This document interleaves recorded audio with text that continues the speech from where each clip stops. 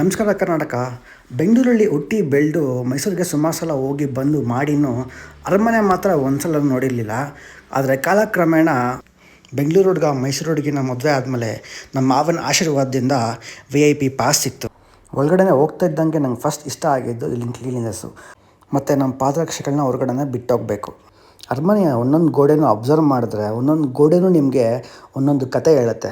ಆಗಿನ ಕಾಲದಲ್ಲೇ ನಮ್ಮ ರಾಜರು ಎಷ್ಟು ಆರ್ಗನೈಸ್ಡ್ ಆಗಿದ್ದರು ಅಂತ ಒಂದು ಎಕ್ಸಾಂಪಲ್ ಕೊಡಬೇಕು ಅಂದರೆ ಈ ವಾಲ್ ಪೇಂಟಿಂಗು.